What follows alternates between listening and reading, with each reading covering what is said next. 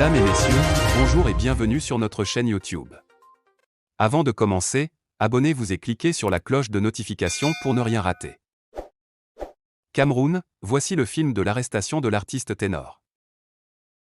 C'est une histoire qui part d'un accident de circulation survenu au carrefour Bessang à Douala dans la nuit du 15 juillet dernier où une jeune étudiante au nom de Erika Moulion Nfia a perdu la vie. Elle se trouvait à bord d'un véhicule loué par l'artiste ténor. Lui-même était au volant en état d'ébriété. Après ce malheureux événement, l'artiste sera conduit à l'hôpital La Quintini de Douala où il a passé 2 semaines.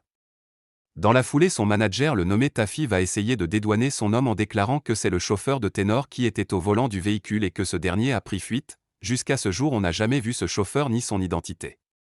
Prenant les Camerounais pour des cons, Tafi affirmera que la jeune Erika était une fan de Ebanflan et qu'il a décidé de la raccompagner après un concert. Sauf qu'après des investigations que j'ai menées, il a été établi avec preuve à l'appui que Ténor et la jeune Erika sortaient d'une virée nocturne au Mermoz, un célèbre snack bar de Douala. Après avoir bien bourlingué, l'artiste Ténor était saoul comme une abeille et a décidé contre le gré de certaines personnes de prendre le volant du véhicule. Malheureusement, cet acte irresponsable va causer l'irréparable. Erika va payer le prix fort. Elle va rendre l'âme à la fleur de l'âge. Un membre de sa famille me confie que Erika n'avait même pas une égratignure sur elle. La même personne ira loin en confiant que jusqu'ici ni Ténor, ni son manager, ni sa famille, personne ne les a envoyés ne serait-ce qu'un message de réconfort. Erika sera mise sous terre ce samedi. Revenons sur l'arrestation. Vous vous souviendrez certainement, il y a quelques jours je vous annonçais que plusieurs sources ont confié que Ténor aurait essayé de fuir de l'hôpital de La Quintini avec la complicité d'un tiers. Les mêmes sources ont révélé qu'il aurait été interpellé au niveau de la Dibamba puis ramené à l'hôpital La Quintini où il était sous surveillance. Au courant de cette semaine, la famille de Erika Moulion, à travers un collectif d'avocats constitué de Camerounais et d'un avocat belge, a déposé une plainte contre Ténor pour homicide involontaire et conduite en état d'ivresse. C'est ainsi que ce vendredi, les forces de l'ordre sont allées l'extraire de l'hôpital de La Quintini pour l'amener dans la cellule du parquet du tribunal de première instance de Bonanjo à Douala. Vous vous souviendrez certainement, il y a quelques jours je vous annonçais que plusieurs sources m'ont confié que Ténor aurait essayé de fuir de l'hôpital de La Quintini avec la complicité d'un tiers.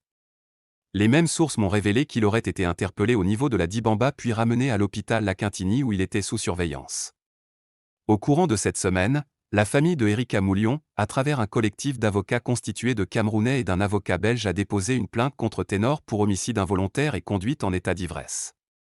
C'est ainsi que ce vendredi, les forces de l'ordre sont allées l'extraire de l'hôpital de La Quintini pour l'amener dans la cellule du parquet du tribunal de première instance de Bonanjo à Douala.